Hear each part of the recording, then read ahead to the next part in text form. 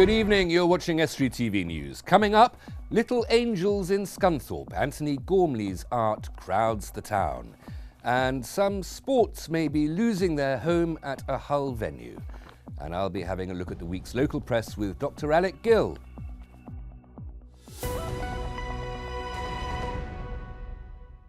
Welcome to Estuary TV News. I'm Hugh Riches. First of all, it's over to James Dunn for the news headlines.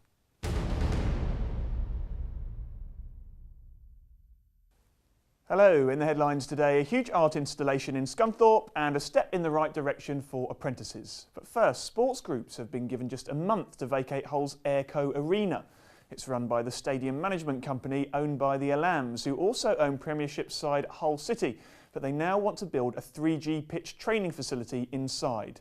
It will mean the numerous sports groups ranging from gymnastics clubs to roller derby teams will have to find somewhere else to train. More on that later in the show. A Turner Prize-winning artist's huge installation of 40,000 terracotta figures goes on display in Scunthorpe tomorrow.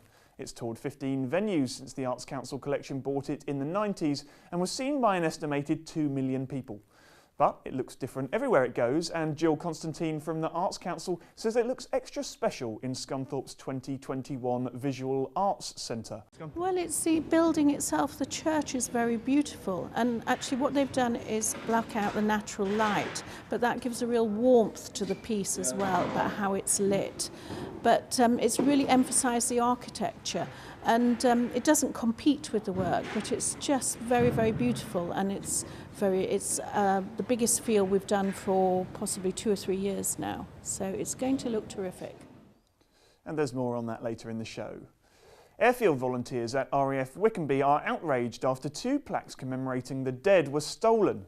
Volunteers fear the bronze plaques were taken to sell off as scrap metal, meaning they'll be lost forever.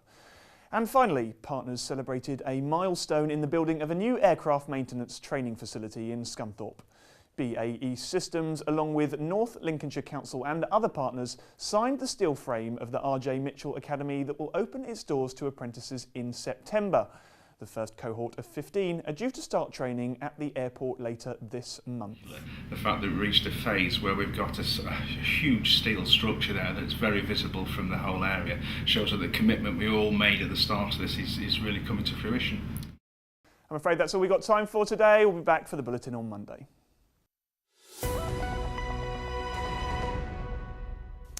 I'm joined now by Dr. Alec Gill to review the week's regional papers. But first, since he's an expert on superstition, Alec, it's Friday the 13th. How's it going for you so far?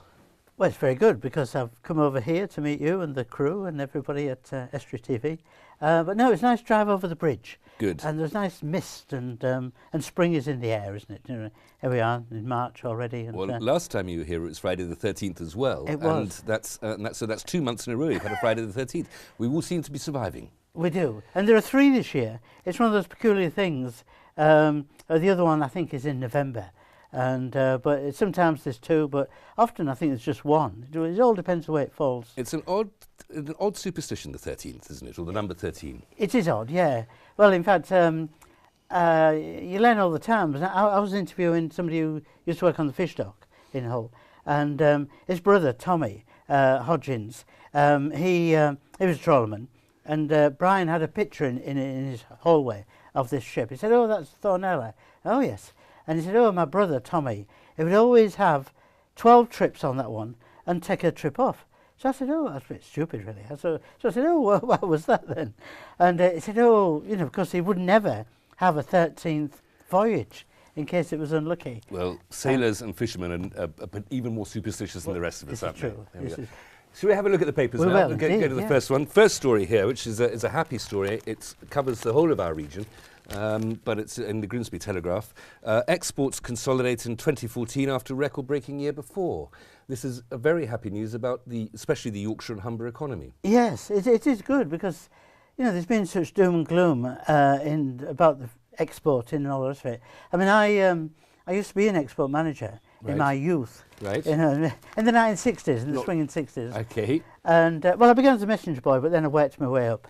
And but then in the 1960s, full of strikes going on, unfortunately, and Hull did suffer, and then things seem to go on the decline. But this is really, Well, nearly 14 billion. It's pounds. it's exports in 2013 of 17.4 billion. Absolutely, yeah. But this year, and still very impressive, 16.95 billion pounds, Yeah. just from the Humber and Yorkshire areas. These are figures from Her Majesty's Customs and Revenue, nobody's favourite organisation. No, but no, no. It's nice to have good news from them for a change, and also supported by the Humber Chamber of Commerce and the Humber Local Enterprise Partnership, the LEP. And apparently the height, the main market for what we make is in the Middle East. There's been a slight dip in Western Europe and North America, but the Middle East and Sub-Saharan Africa, they're buying what we make. That's good. In fact, we saw a programme, the $1 billion hotel or something in Dubai. Yes, I saw that. Yes. Did you see that? It was on another television station. Not. I Oh, happened to flip onto it maybe accidentally. thought it was on that. Yeah, sometimes we do switch over. But anyway, and I think a lot of British goods are going to these exclusive markets. Yes, yes. To the 1%. Well, I can't quite spend $1 billion, I'm afraid. No. Another story here, talking of money, most of mine goes to bookies, and this is a story about the oldest horse race in the world. Yes, was it 1519 or 1519. Henry VIII had been on the throne for 10 years. Oh, yes. And it's the, well, if you Kipling Court's Derby.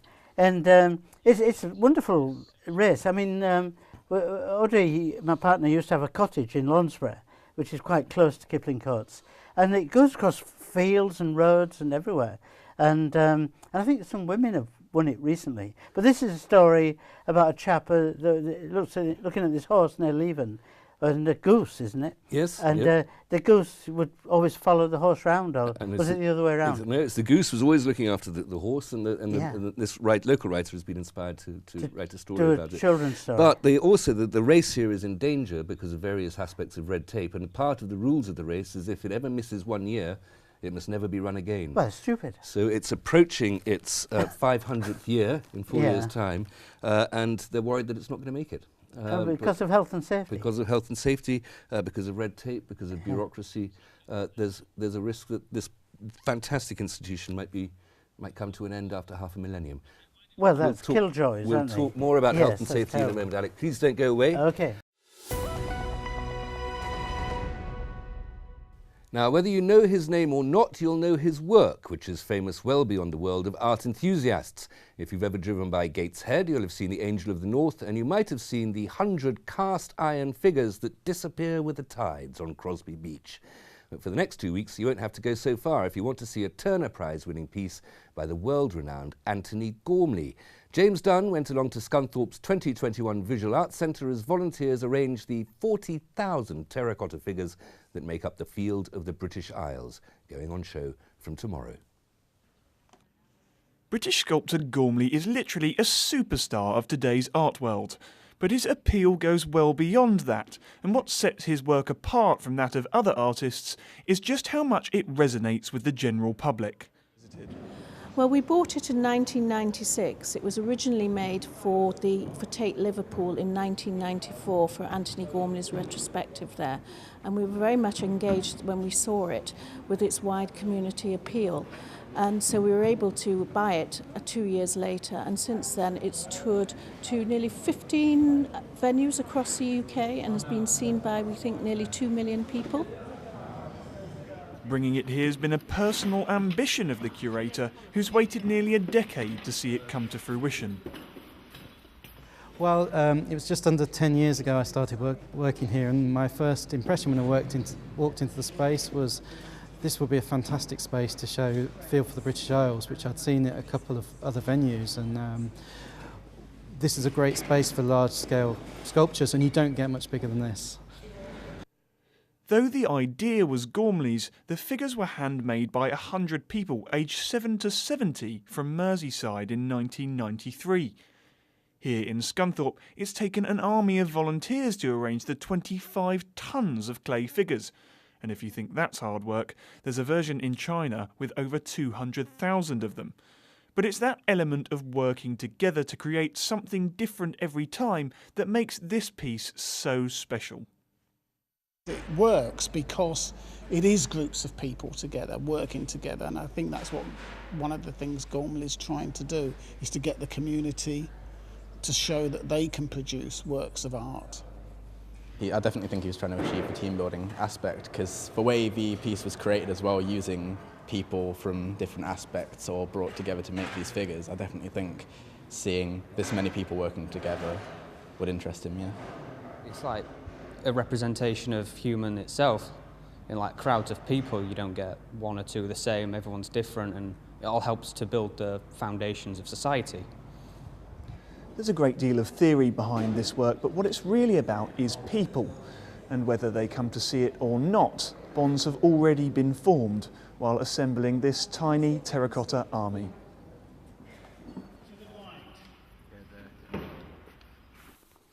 Some sports clubs in Hull have been served with a month's notice to leave a popular venue in the city.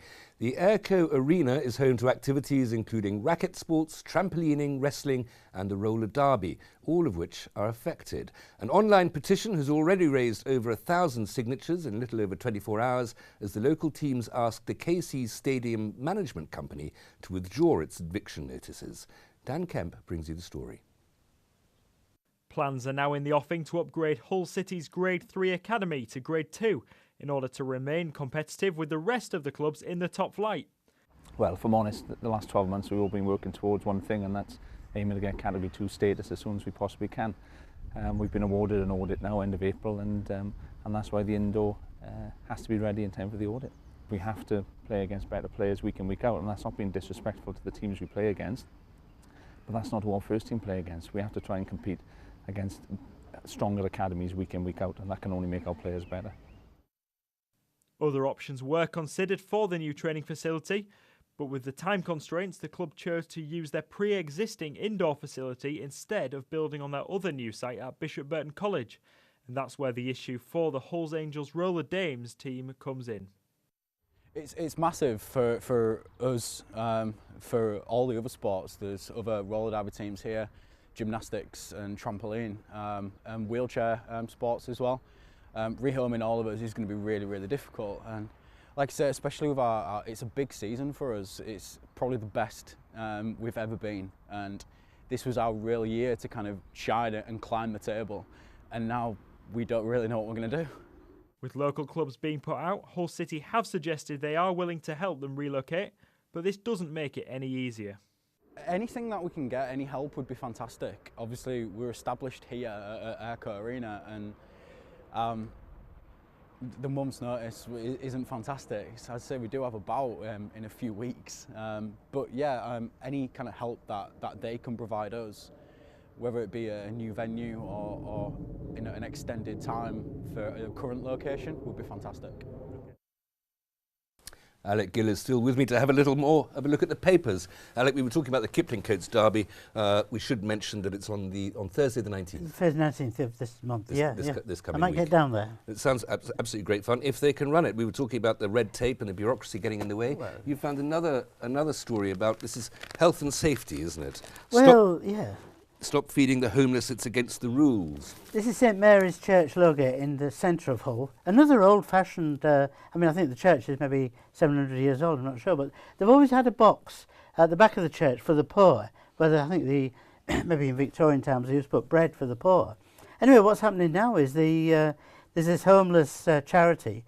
They do, with the church's permission, in the courtyard, in the churchyard, is give hot soup and food to the homeless. And about 50, 2 nights a week, I think. And about 50 or more people come along, mainly blokes, and they get some food. But somebody must have reported them, and so Hull City Council, under health and safety, are going to have to close it down, just in case somebody gets food poisoning.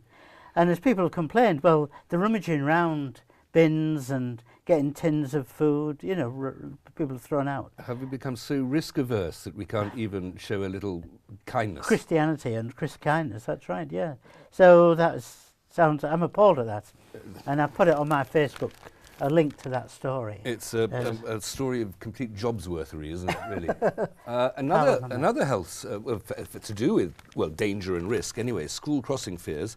This is in the Grimsby Telegraph, anger over council delay in putting new officer in place on road. Yeah, I think the previous lollipop lady is maybe retired or whatever, and so there's this place in Grimsby, Lord Street, I think, or somewhere, and they're trying to get somebody new, but You know, going on about health and safety, well, the children, if they're crossing without anybody there to look after them, especially this time of year, then there's going to be problems. So they've not been on the ball there. They've been on the ball with old racing events and homeless people, but not with the children. So one local authority is stopping us from feeding people who are hungry, while another one is allowing children to run around unaccompanied on the roads. On the danger of playing in the traffic, yes. Well, I feel well protected and safer, Alec, don't you? They're looking after us, big brother. Slightly older children now. This is a story, again, to do with roads. Fears over boy races in Louth. This is from the Louth Leader.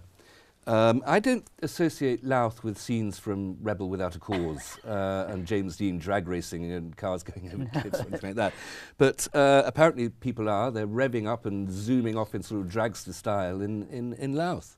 Yeah. Well, it's actually, I'm impressed doing these reviews. All the little villages with their own newspapers. So I wouldn't say Louth is a little village, Alec. Sorry to the people of Louth. But, Louth is the capital of the Wolds. It's a big village. But it's wonderful that they've got their own publications, you know. I mean, fear with the online things going out of business. But anyway, no, I know in Hull, in Prime Street, there used to be these boy races. And I think they called them the crews. And the youngsters would go around. I don't know if it's still a problem, but maybe the good news for people of Louth, if it's like Hull, is they grow up, these lads. Well, one hopes so, yes. Well, grow up, and maybe don't kill anybody at these zebra crossings, and lack of lollipop ladies. And they get married and have kids, and maybe it fizzles out, I don't know, but it comes and goes, these things. Are you suggesting we mature with age? Yeah. I resist that. Oh, you resist that. Well, you're still young at heart. It is. There are some the people here describing householders here. There's a Councillor Horton who's been particularly complaining about it. There was a public forum in which former and retired policemen spoke and said how worried they were about it. And of course, the Road Safety Partnership is trying to do its best to calm these things. But one of the suggestions that the best road calming or traffic calming measure is just to allow people to park on these roads. Oh, right. And then you narrow the arteries, as it were, so much that you can't have great vroom races down through the streets of Louth. It is annoying for the residents. I know that. You know, these people where they complain. Well, it's also very dangerous. I mean, there's one of the Councillor Horton said there's going to be a catastrophe. Somebody's going to be very badly hurt or possibly lose their lives. A happy story here. This is from the Hull Daily Mail. A chap from Withensea, wasn't it? Yes. Yeah, just disappeared. Well, he told his workmates that he was going to the toilet, and a week later he turns up in Scotland. Yes. Perhaps that was the nearest gents. I'm sure Hull is better provided than that. But it's a very happy story in that he has been found and he's been returned to his family. It's a mystery as to what happened to him, why he disappeared, and one thinks perhaps he had a bit of a wobbly moment. And, but what a worry it must have been for that week. I think it must have been, and I mean, it made me think about, when I was looking at the story, Stephen Fry. I think he just flipped and went off, and we all have our ups and downs, you know, and maybe, I don't know, and looking at the article, he hasn't actually said why. We don't know why he disappeared. I suspect that might be categorised under the heading of none of our business. Right. Forgive me, I wasn't not being chastising, but but it's just a happy story that with these disappearances, it's always happy when the person's found. Well, the cricket season's going to start soon, and so maybe he'll get back into the swing of things. Well, I would love to think that, and he was the captain of a local cricket team, so I'd love to think that was the answer. In Patrington or somewhere, yeah. Now, shall we go to another happy story, which is not a piece of news I ever thought I'd see reported. Tiger cubs born in Lincolnshire. Oh, wonderful, isn't it? It's a good story. It is. It's the Parrot Zoo near Skegness. And they've, this mother tiger, they hadn't realised was pregnant. No. And she's had triplets. Yes. Well, is there a Mr. Tiger knocking around? I think, and there must be. In the 21st century, I don't think anybody worries about single mothers anymore. No. But she's got these beautiful tigers. Good. But again, what a wonderful surprise! They didn't know she was pregnant, and so they got 4 for 1, as it were. For the price of one. Three cubs and a mother tiger. Buy one, get 3 free. Would you have a pet tiger? Well, I was saying, whenever I think about tigers, I always think of when I was on a Christmas at Kathmandu in 2002. Oh, yes. And we were looked after by my niece, who was a major in the British Army, and she always liked the Gurkhas when she was in the army. And so there's these lots of retired Gurkhas in Kathmandu, and she took responsibility. So I went out there on a family trip. flight, I should say. And we stayed at Tiger Tops. And you saw the tigers, you up there looking down on the tigers? No, we saw Tiger Prince. Alec, I'll have to stop you there. Yes. Thank you very We much never on that very happy note. Now here's the sport with Dan Kemp.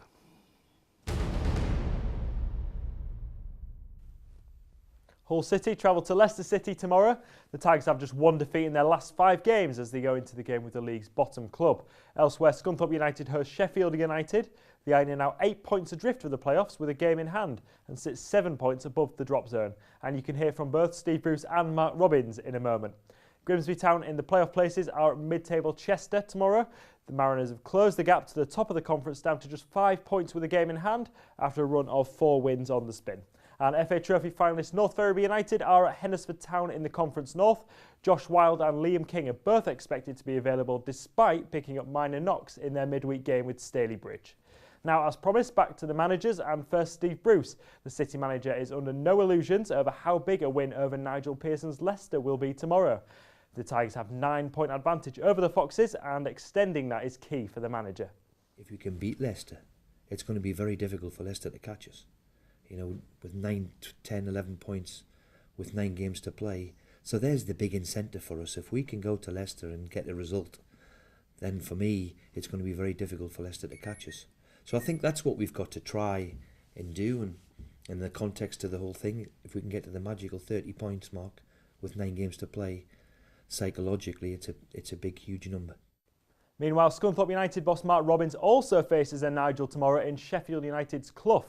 The Iron boss believes his side are facing one of their toughest tasks of the season going into the match. This is a big game, a big derby game against probably the biggest club in the division, not probably, definitely the biggest club in the division, with a decent squad. Nigel's a good manager. He's been able to add to his squad because of the cup runs that they've had. They've taken some scalps along the way, and I think that they are a threat for anybody. We're looking forward to it. In Super League, Hull FC are at the Wigan Warriors tonight. Mickey Payer misses out for the Black and Whites after picking up a 1-match ban, and fullback Jamie Shaw is also omitted from the 19. Across the city, and Hull KR host the Catalan Dragons on Sunday afternoon. Sean Lunt, on loan from Huddersfield to replace the retired Chris Wellham, is expected to go straight into the squad. Hull Stingrays host the Cardiff Devils tomorrow night in the Elite League. The Devils are riding high in 3rd place, and it'll be a tough test for Hull, who face off against former goaltender Ben Bounds. It starts at 6:30. And on Sunday, the Rays travel to the Coventry Blaze with a 5:15 face-off. And that's all for the sport. That's all we have time for this week. Contacts on the screen. Until next week, good evening.